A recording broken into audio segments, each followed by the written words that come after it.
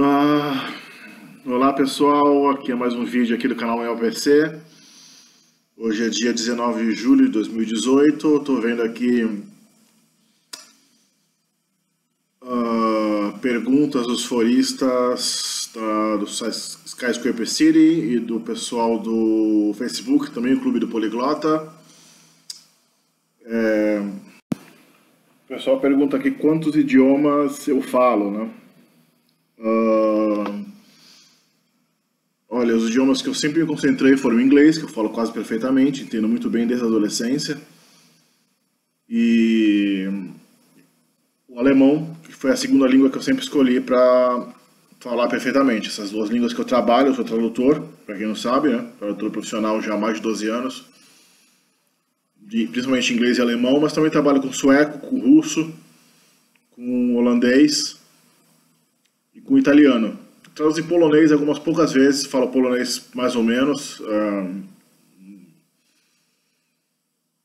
Tenho conhecimento de espanhol, catalão, francês, tenho uma fluência em francês, são línguas muito importantes. Não gosto muito de espanhol e francês, mas pela importância dessas línguas você tem que ter um conhecimento avançado, né? São línguas fáceis porque são latinas.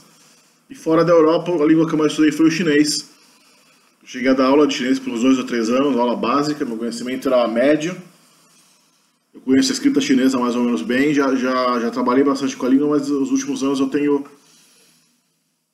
deixado de lado para voltar mais para as línguas europeias e para pesquisar as línguas do mundo, a diversidade linguística. Meu principal projeto de vida, meu principal projeto fazendo esse canal no YouTube é a diversidade linguística do mundo, a ciência da linguística, em todos os seus aspectos, o aspecto da ciência cognitiva, como a mente funciona, como a língua é adquirida, como a língua é processada, como a língua afeta a cultura, como a língua se interage com a psicologia, e pesquisar sobre a diversidade linguística factual, ou seja, as línguas de cada região do mundo, que estruturas existem, como as línguas do mundo divergem, como a estrutura gramatical, fonética de cada língua do mundo, da África, eu tenho uma pesquisa de centenas de línguas cuja gramática eu analisei com alguma profundidade, depende da fonte, às vezes é difícil. Hoje com a internet está muito facilitado. Quando eu comecei a pesquisa nos anos 90, não tinha muita fonte, né? Você tinha que achar aqui em São Paulo, né, a Livraria Cultura era o único lugar que você tinha uma fonte de livros de línguas menos comuns. A biblioteca da USP, onde eu achava livros sobre línguas bem raras e linguística também. Daí depois surgiu no final dos anos 90, eu tive acesso à internet, a primeira coisa que eu fiz foi abrir uma conta na Amazon. Foi possível comprar livros de gramáticas, dicionários de praticamente qualquer língua no mundo, né? Só limitado pelo dinheiro, né? Você não pode gastar. E, recentemente nem o dinheiro tem sido o limite, porque nos últimos anos, especialmente a partir de 2007, 2010, a quantidade de livros online que você acha, também de artigos, de pesquisa acadêmica, também projetos acadêmicos, teses de mestrado, teses de doutorado, dissertações, mesmo a Wikipédia, fóruns de língua, onde você encontra inclusive falantes nativos de idiomas, até linguistas especializados em determinado idioma, você pode perguntar coisas que antigamente era quase impossível você resolver. Então hoje minha pesquisa está bem avançada. Eu cheguei a escrever um livro em 2003 sobre as línguas do mundo, só que faltava muita coisa. Quando eu cheguei no final do livro eu vi que aquilo era um esqueleto de livro, né, do que eu queria fazer.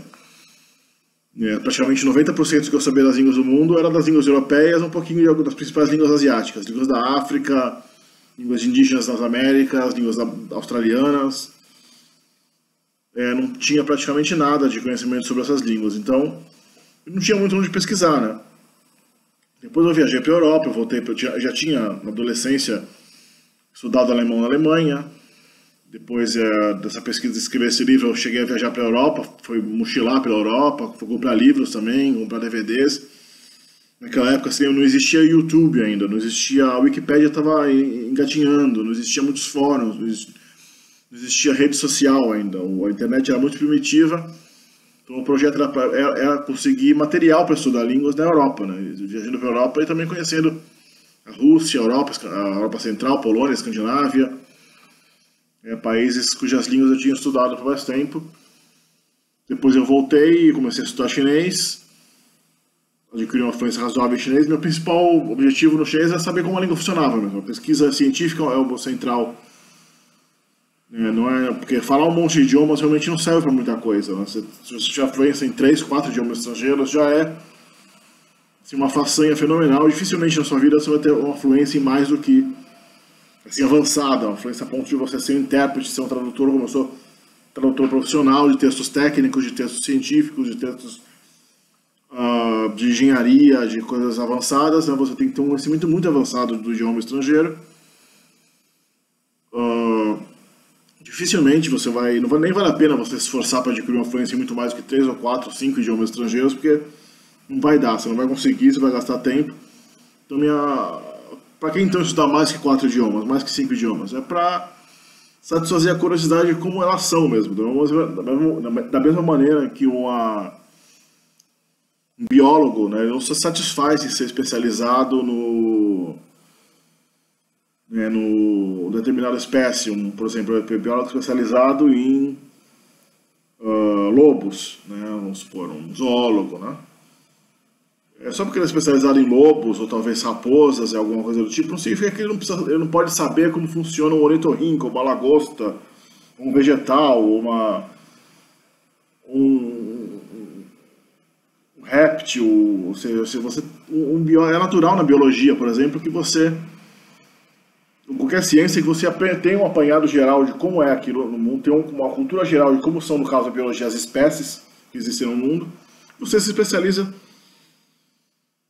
em um determinado ramo da vida. Da mesma maneira, acho que a história, por exemplo, quem estuda a história do Brasil, não significa que você tem que ser realmente totalmente ignorante de história da Índia, de história da Rússia, de história da África do Sul. Então, mas na linguística é diferente, né? Estudar línguas é uma coisa que as pessoas só fazem por utilitarismo. A pessoa fica a vida inteira estudando francês, daí só estuda francês ou inglês. Não passa pela cabeça dela, não. O que custa saber como é a estrutura do japonês, ou a estrutura do hindi, ou a estrutura do tailandês, ou uma língua indígena do Brasil? Porque poucos ramos do conhecimento são tão mal entendidos pelo ser humano quanto a linguística.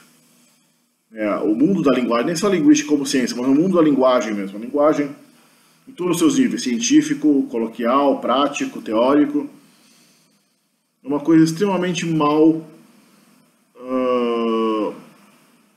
Eu costumo pôr assim, quando uma pessoa começa a falar de linguística comigo, eu acabo sendo até meio bruto.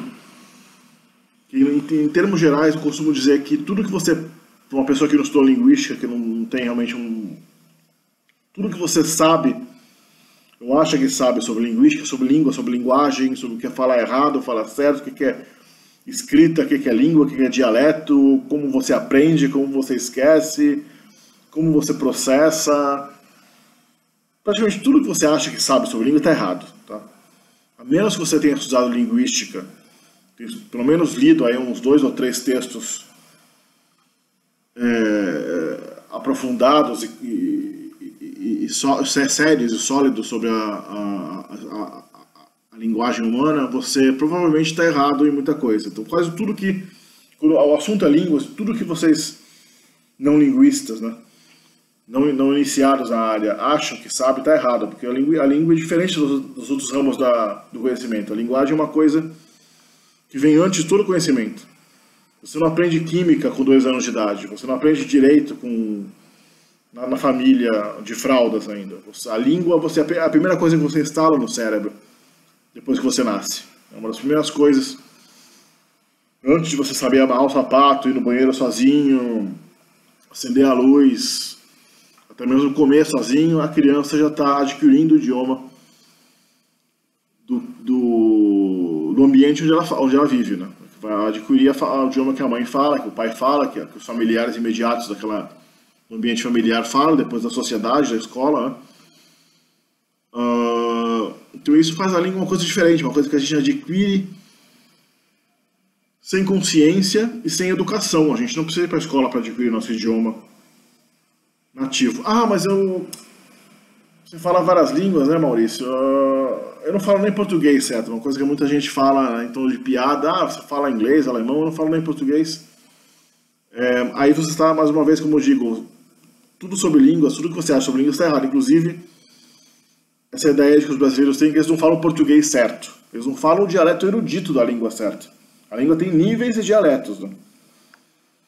A variedade, eu não digo que não é necessariamente escrita, nem toda linguagem formal é escrita. A linguagem formal pode ser falada. Você pode discursar, como estou discursando agora, procurando usar as convenções da linguagem formal do português. Esse dialeto formal é o dialeto que isso sim a gente aprende na escola. Você vai na escola para aprender a falar, né, usar a variedade formal do idioma, que tem diferenças dialetais em relação à variedade informal que as pessoas usam naturalmente em seus lares, em situações onde não há nenhum filtro linguístico, nenhum teste linguístico está sendo realizado. Mas a linguagem da comunidade onde você vive, aquela linguagem realmente falada pela população, você aprende na infância, você vai aprimorando até o início da adolescência e você adquire isso com quase perfeição. Existem pequenas variedades pessoais que chamam-se idioletos. O idioleto é o dialeto pessoal. Cada ser humano tem uma peculiaridade ao falar, na fonética, na sintaxe, na gramática, não só na ortografia, quando você escreve, mas outra coisa. Escrita é uma coisa, língua é outra. Escrita, você também vai para a escola aprender. Alguém tem que te ensinar. Alguém tem que sentar contigo e ficar ali. Porque a escrita é uma coisa profundamente contra-intuitiva. A mente humana não evoluiu para escrever nem para ler. A gente evoluiu para falar e para ouvir. Isso não existe uma tribo no mundo que seja muda e surda. Que nem os animais são. Pega os macacos. O chimpanzé é mais próximo do ser humano, não tem nada nem remotamente similar a línguas. Me perdoa aquele pessoal que acha que ensinou língua de sinais pro gorila e tal. Não, ele não aprendeu língua de sinais, ele aprendeu alguns sinais, mas a linguagem em si ele não aprendeu. Assim como o cachorro sabe que a coleira significa passear, que veterinário é o anticristo e que algumas palavras, o nome do cachorro é tal, ele responde ao nome, algumas palavras, ele associa uma coisa a outra. Mas a linguagem humana, inclusive a linguagem de sinais, outra coisa que todo mundo erra, todo mundo acha um monte de bobagem, é que a linguagem de sinais é uma mera gesticularização, uma mera versão gesticulada da linguagem falada do país onde a pessoa mora. Então a linguagem brasileira de sinais, a Libra, seria em português, onde a pessoa faz o símbolo da letra C. Então, casa, C, A, S, A, casa. Essa é a linguagem de sinais brasileira. Não é nada disso. A linguagem de sinais brasileira é um idioma estrangeiro em relação ao português. É um idioma separado, ele evoluiu separadamente do português. Ele foi criado espontaneamente pelos surdos. À medida que, no século XX, se criaram escolas para surdos, as crianças surdas, ao se encontrarem, espontaneamente criaram em vários países do mundo linguagem de sinais, porque elas não tinham meio auditivo. Então elas, em vez de vocalizar a linguagem, elas gesticularam a linguagem. Então criou-se um idioma a partir do nada, que é chamada glossogênese, a criação de uma língua. Isso é uma coisa fascinante, não tem nem como continuar aqui nesse vídeo, porque é um vídeo de apresentação. Mas, voltando ao tema principal, né, o aprendizado dos idiomas é uma coisa espontânea, é uma coisa que acontece quando você é criança, uma coisa que você não tem controle, você não pode... e também você, salvo pessoas com deficiência mental profunda, todo mundo aprende muito bem o idioma. Então você não fala mal português, você fala mal talvez o dialeto formal do idioma, que é essa versão de prestígio do idioma português, que você precisa ir para a escola aprender, precisa ler livros de gramática. Você nunca teve aula de gramática portuguesa, você não precisa. Você é um falante nativo de português brasileiro, e como tal, ninguém precisa te dizer, ninguém precisa pegar uma criança de 4 anos de idade e falar que, olha, o adjetivo precisa concordar com o gênero do substantivo a que ele se refere. Então a casa tem que ser branca, mas o carro tem que ser branco. Eu me lembro, eu sou pai já, minha filha tem 8 anos agora, quando ela era bem pequena, eu já era linguista, claro. Eu notei que assim que ela começou a gesticular, as primeiras frases, ela nunca errou a concordância de gênero do adjetivo, mesmo com 3 anos de idade, 2 anos e meio, quando ela começou a falar frases mais complexas, a concordância de gênero já, imediatamente. Quando você pega um estrangeiro que vem para o Brasil, depois da infância, mesmo que seja com ou 12 anos, 15 anos de idade, o alemão que vem para o Brasil, não, meu casa é branco. Porque ele não pega isso, ele pega as palavras. Ele vai aprender as palavras. Meu, casa, branco, preto, azul, carro, livro, fazer, aprender. Mas eu aprender idioma nova. Sim, ele vai falar tudo, a gramática vai ficar toda... Já uma criança de 3, 4 anos de idade não vai cometer esses erros. Aí é mais uma coisa que entra muito nos vídeos que os poliglotas estão fazendo aí na internet, falando que gramática não é importante. Basta você ter uma exposição ao idioma, você ter uma imersão no idioma, seja pela internet, que é possível. Hoje em dia não era possível antigamente, não tinha isso, tinha que ser ao vivo. Uma imersão viajando para o país, então você morando com estrangeiros, alguma coisa assim.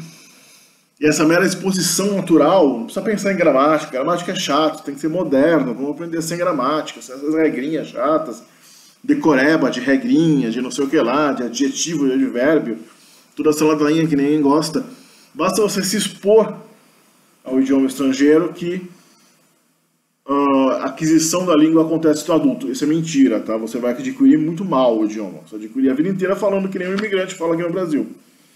O libanês, o haitiano, que chegou adulto no Brasil, você sabe como é que eles falam. O espanhol da padaria ali, que ele vai falar sempre cerveja, nunca cerveja. Vai pegar não só a gramática e a concordância, a conjugação verbal, esses detalhes da língua, uma fonética também. Na fonética a gente sabe que o sotaque é dificílimo de deletar.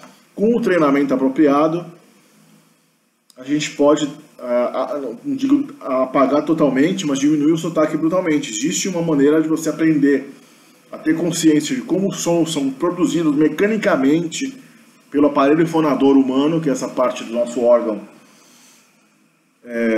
respiratório, digestivo, aqui, essa parte que produz os sons. Você adquirindo consciência de como esses sons são produzidos, você então vai passar a ter controle sobre eles. O aparelho fonador é uma coisa que a gente, como toda a parte do idioma, a gente está usando desde criança aquilo, a gente aprendeu a usar sem ler o manual de instrução, de como funciona esse aparelho. E, consequentemente, como qualquer coisa que você aprendeu a usar nos trancos e barrancos, e quando era criança e nunca leu o manual daquilo, você só aprendeu a usar daquela maneira. Você não sabe usar, você não tem consciência daquilo. Então você não sabe manipular o sistema, você não sabe pegar... inclusive existe uma teoria de que o nosso cérebro ele sabota, existe uma sabotagem pela própria parte linguística do cérebro que procura fazer com que a gente não produza sons que não estão na nossa língua nativa. Então uma pessoa que fala grego, por exemplo, grego acho que é a única língua europeia que não tem o som palatal, o som a fricativa pós-alveolar, que é o sh, som não CH nem do J, né, j. Então quando um grego vai falar uma língua europeia, ele fala, né, falar sapato em inglês, ele fala su. Falar José em português, ele fala Zuzé. O espanhol, por exemplo, não tem o som do Z. O sueco também não tem. Então você vê um sueco falando inglês, você vai ver que ele não fala zero, ele fala zero. Ele pode até falar zero se ele treinar um pouco, porque o Z não é tão... E o espanhol também não, ele vai falar casa, ele vai falar caça. A minha caça, né? Não tem como, a menos que ele treine para perder o sotaque, para adquirir fonemas alheios àquele do idioma nativo dele. Então você precisa pegar a pessoa e falar, olha, o fonema Z se distingue do fonema S, tem que falar de uma maneira mais fácil, né, de que é pela vibração das cordas vocais aqui dentro. Faz o chiado do s, né, o sibilar, s, e coloca o dedo na garganta, você vê que a garganta não tem vibração nenhuma. S. Agora fala uma coisa com o som do Z. Zzz, e coloca o dedo na garganta. Zzz. Essa é a diferença entre o S e o Z. O Z é uma versão sonora, ou seja, isso é a vibração das cordas vocais junto à produção da consoante na boca. As consoantes sonoras têm essa característica, são acompanhadas da vibração das cordas vocais, a passo que as consoantes surdas, não. A corda vocal está totalmente inativa. Então, uma das coisas que a gente vai treinando ao ensinar um idioma estrangeiro é você dominar o seu sistema fonador. Então, tem muito poliglota, tô assistindo aí uns vídeos aí de poliglotas que não são linguistas e são muito legais, são muito inteligentes, são muito bem intencionados, às vezes falam realmente vários idiomas, mas estão falando muita bobagem sobre a linguagem, que não tem que ter gramática, que a sua exposição não é, tem que ter gramática sim. É chato, pode ser para quem não está acostumado, pode ser um pouco chato. Mas é menos chato do que você ficar a vida inteira se arrastando, falando meu casa é branco, né? Eu fazer outra coisa. Assim, as coisas que não... você entende o cara tá falando, o cara entende o que você está falando, só que você está vendo que a gramática dele é altamente, né? O estrangeiro que vai para o país depois de velho, depois dos 10 anos de idade, tipicamente não, a menos que ele tenha um treinamento extensivo na gramática daquilo, na gramática do idioma. Como o ensino de gramática é uma coisa muito mal feita, por isso que as pessoas odeiam, tá? Vocês provavelmente nunca tiveram um ensino de gramática muito inteligente. A gente tem essa tradição linguística das escolas, um monte de tralha, um monte de explicação mal dada, e isso acaba traumatizando, né, as pessoas. Então, aquela aula de português na escola, aula de inglês é mais insuportável ainda, um monte de dialoguinho e corebinha de coisas que não tem explicação. É a falta de gramática bem frustrante, né? As coisas não são explicadas. Gramática nada mais é do que você explicar, né? Se você aprender a dirigir um carro, imagina se o cara da autoescola lá que vai te ensinar, ele fala, olha, você aprender só na prática, tá? Não vou falar nada de você sobre volante, trocar de marcha, embreagem, conversão à esquerda, velocidade máxima, ignição, ponto morto, toda essa gramática, vamos deixar de fora, vamos pegar só na prática. O cara vai se arrebentar, né? Primeiro ele vai se frustrar, é o que acontece com o idioma. As pessoas não têm a explicação certa, ela se frustra. Imagina se você nunca viu um carro na vida, você entra, pega um cara que é um índio lá da selva, traz ele pra cá e fala de dirigir um carro, mas não explica nada. E ao contrário do automóvel, o idioma não é visível. Você pode ver uma pessoa dirigindo, você vê a estrutura, né, daquilo. Você vê que o cara aperta um pedal para mexer no câmbio e tudo mais, a direção vira... A língua não é visual. Uma coisa que a língua é diferente de quase tudo que a gente aprende, é que a língua não tem uma apreensão visual. Eu só tenho a parte auditiva, mas a parte auditiva era onde está a estrutura da língua, a estrutura da fonética da língua. Você vai ter a impressão fonética da língua. A fonética é só uma camada superficial na língua. A estrutura da língua é uma coisa que a gente não vê. A gente evoluiu para não apreciar isso conscientemente. Então você se fascina com uma máquina, né, como você vê aquilo funcionando, um mecanismo, um animal, um ser vivo, uma árvore, uma paisagem natural. Qualquer coisa que seja visual, você vê lá uma crisálida virando borboletas, uma coisa que você pode apreciar, você se fascina por isso. O ser humano se fascina por aquilo que ele aprende visualmente, nós somos muito visuais. A linguística, a linguagem humana, ela não é visual. A estrutura da língua, você não ouve um cara falando húngaro do seu lado, né, fica olhando para pessoas conversando em húngaro, e você fala, puxa, que interessante, nessa língua... as preposições são sufixos das palavras. A preposição vem depois do substantivo e a vogal da preposição muda de acordo com a vogal da palavra. Isso é uma característica realmente que existe no húngaro.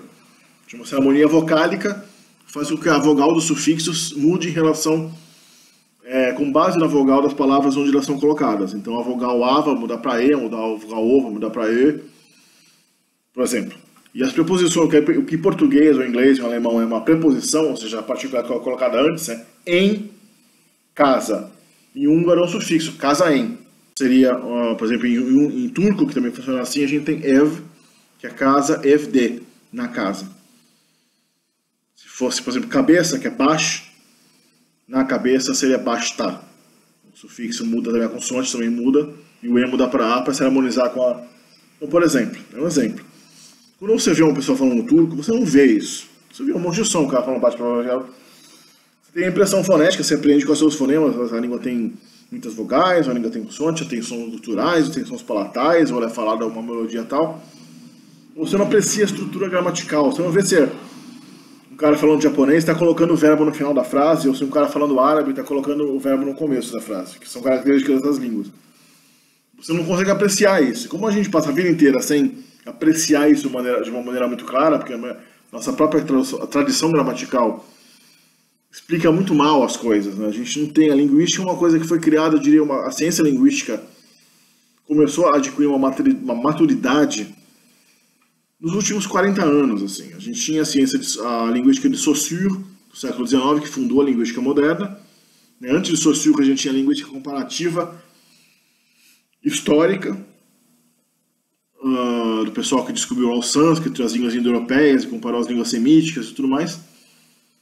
E só a partir de Chomsky, lá nos Estados Unidos, em 1950 e pouco, 60, e que realmente começou a haver um estudo linguístico profundo. Essa gramática que a gente aprende na escola, tanto na nossa língua nativa, né, quanto nas línguas estrangeiras, é uma gramática muito mal feita.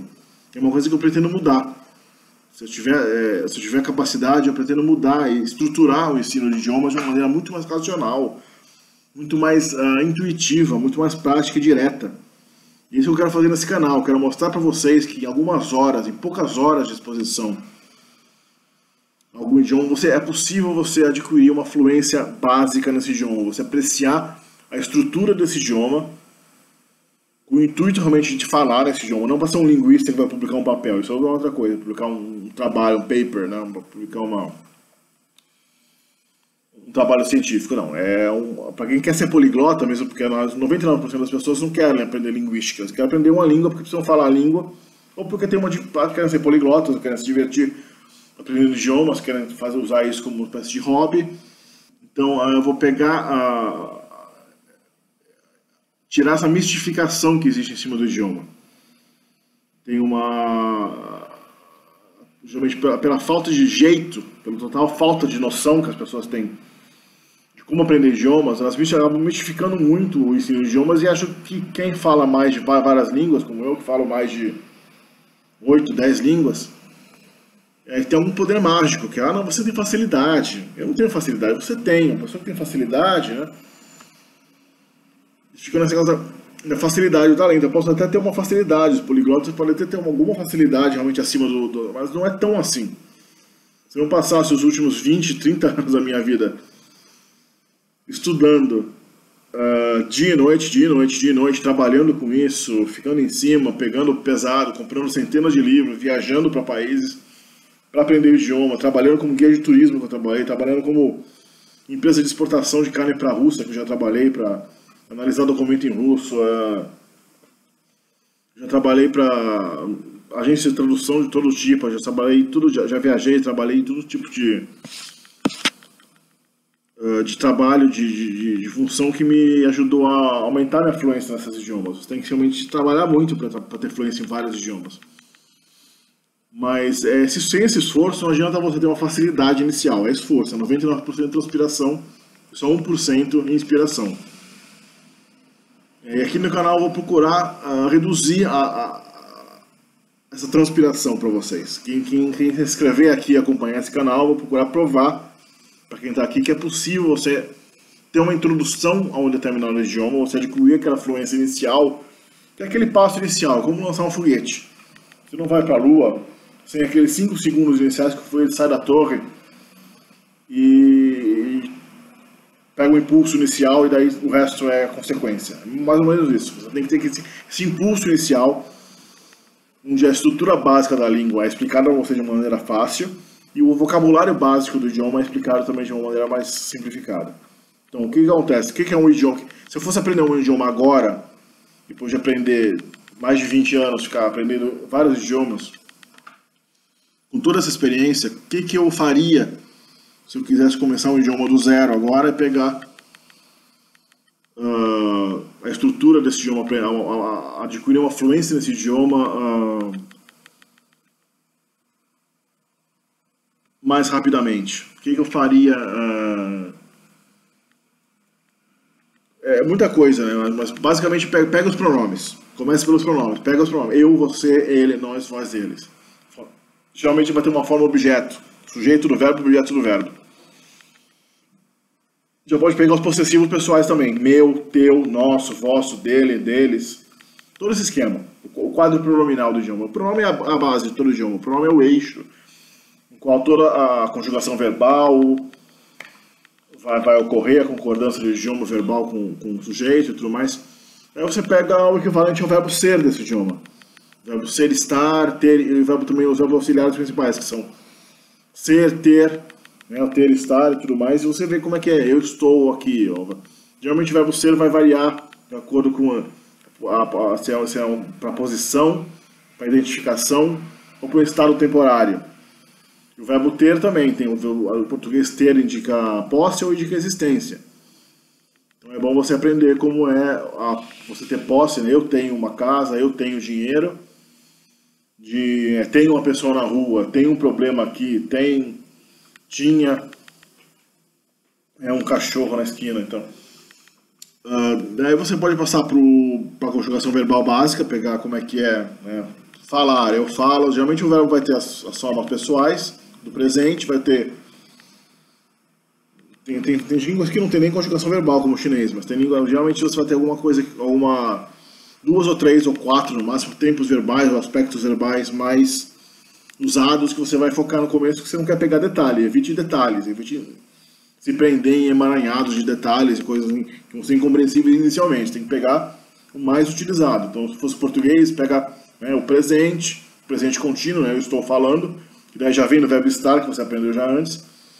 O passado, né, os dois passados que a gente tem, né, eu falei, eu falava. O equivalente contínuo progressivo, né, eu estava falando. Que o futuro também é baseado no eu vou falar, né?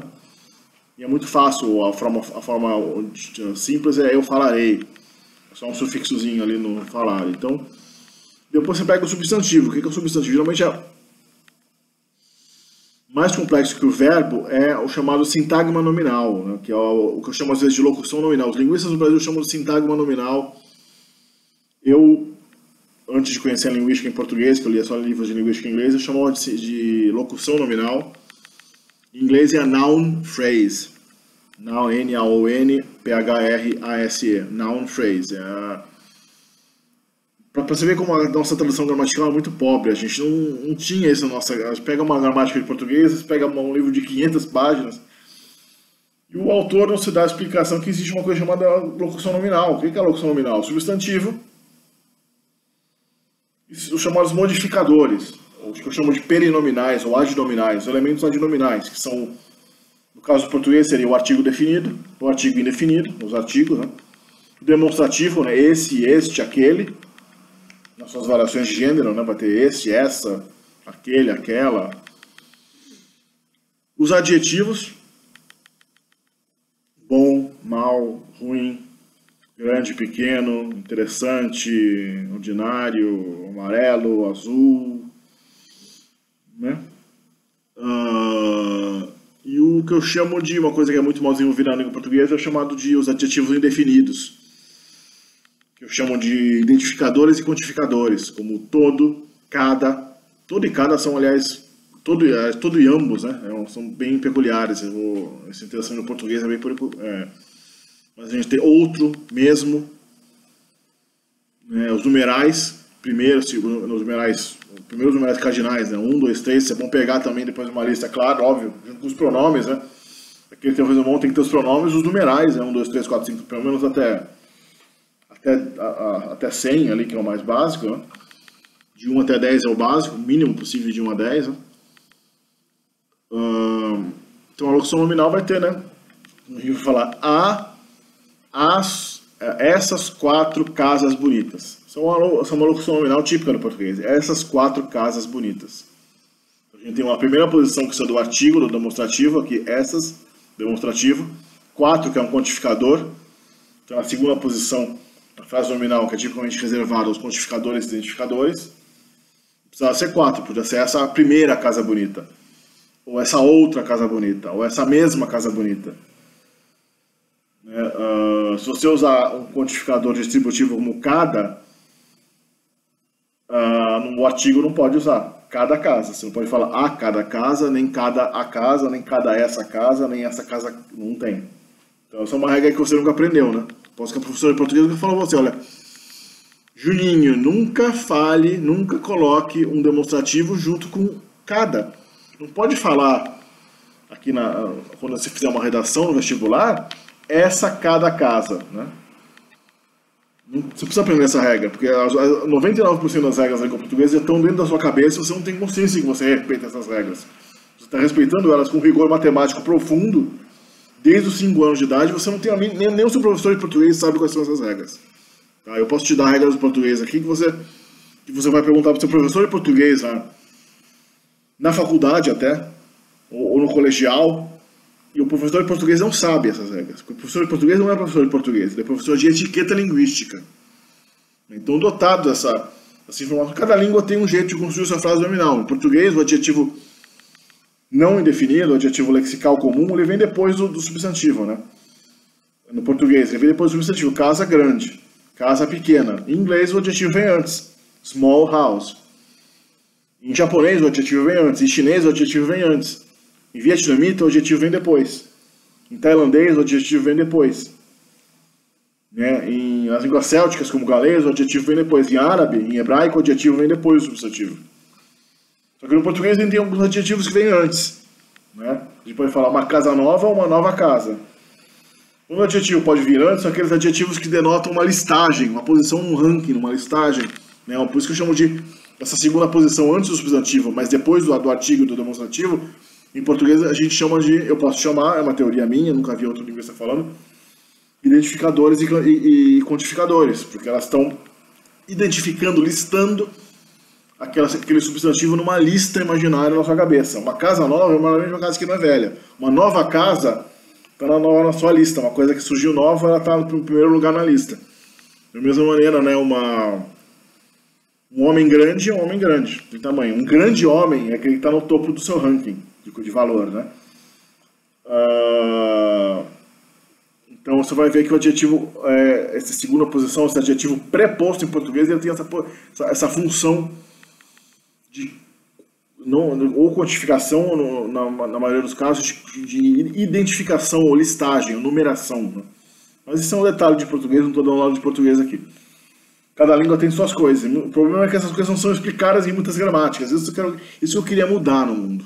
Eu queria escrever gramáticas, muitas regras realmente estão claramente expostas, claramente detalhadas ali, sem muito detalhe, sem muita coisa técnica e incompreensível. É possível você colocar as coisas de uma maneira clara. Uma explicação gramatical, usando gramática, a gramática tem que estar lá, porque a gramática é explicação, gente. É loucura, não ensinar gramática. Geralmente a única vantagem que o adulto tem sobre a criança é a capacidade de entender regras abstratas. Se você falar para uma criança de 3 anos, olha, o plural em português é feito com o S no final da palavra,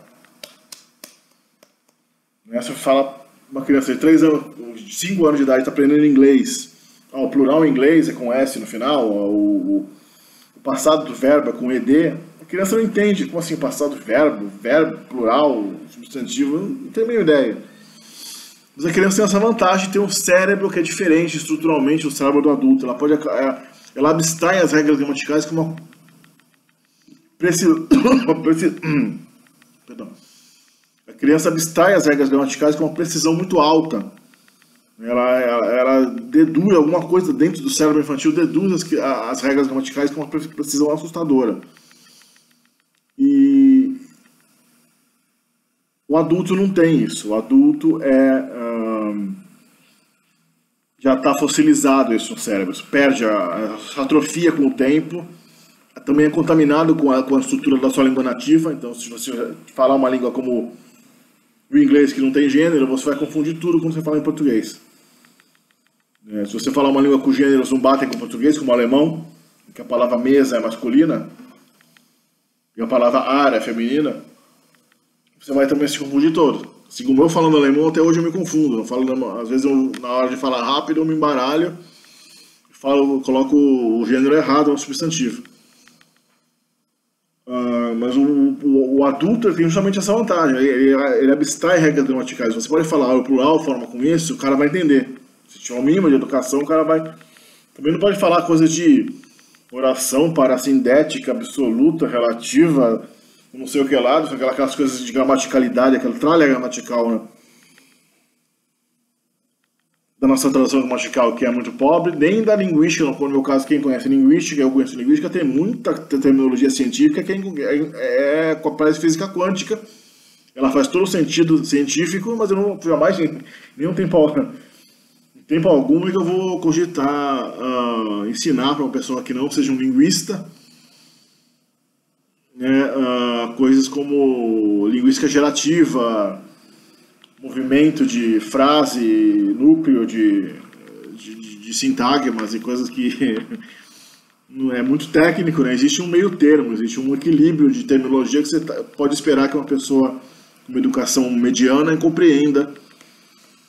E essa é a vantagem, né, que ele vai ter sobre uma criança, e geralmente tem que pegar isso, tem que pegar essa vantagem do adulto de abstrair regras gerais e trabalhar em cima disso, porque a gramática sim é muito importante, né? Bom, o vídeo já está com 40 minutos aqui, né? Vou ver se... Espero que isso dê uma introdução aqui para quem está entrando no canal agora, de o que eu pretendo fazer aqui nesse canal.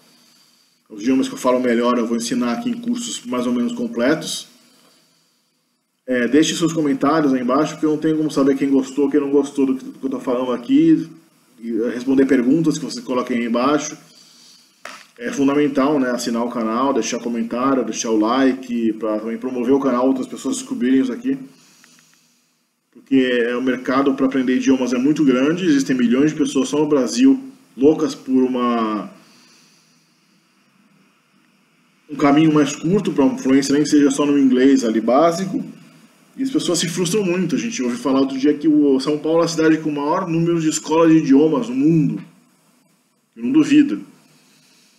E a população brasileira, inclusive a população de São Paulo, tem uma fluência baixíssima em qualquer língua estrangeira. A fluência do brasileiro em inglês é que menos de 3% dos brasileiros tem uma fluência medíocre que seja em inglês. Então a frustração do pessoal é muito grande. O pessoal está tentando muito, essas escolas estão fracassando. No Brasil, o ensino de idiomas ainda é pior que nos outros países. Essas escolas comerciais, essas escolas de franquia que estão por aí é muito ruim o nível. E o pessoal não está aprendendo mesmo. Esse canal eu pretendo sanar isso. Se você está entrando no canal agora, se prepare, porque eu vou fazer um curso inclusive de inglês. Tá? E se você assistir os meus vídeos, você vai aprender mesmo. Tá? É bom você ter também um professor à parte, se você quiser combinar aulas por Skype comigo, posso ver se eu vou arranjar isso, porque eu não sou professor mais, não trabalho mais como professor. Mas a gente pode ver isso aí, mas eu vou ter que ver, né? Eu vou ter que postar alguns vídeos que vai demonstrar na prática o que eu pretendo fazer. Né? Então não se esqueçam aí de se inscrever, é de graça, né? Então aguardem aí que nos próximos meses certamente vai vir cursos de idiomas e também muitos vídeos de ensinando como aprender, né? O importante não é só aprender, antes de aprender é saber como aprender, desfazer todos os erros de conceito que as pessoas têm sobre o que é um idioma, o que não é um idioma, como aprender, como não aprender, porque realmente o negócio é muito feio. Os linguistas, como boa parte dos cientistas, não sabem divulgar a ciência. Eu espero que eu seja uma exceção. Mas é importante você ter uma noção de como aprender, você desfazer os seus erros conceituais e você saber aprender a aprender. Então aqui é um canal para você aprender a aprender acima de tudo. E depois eu vou colocar o conteúdo para você realmente aprender, uma vez que você entenda o que é aprender um idioma.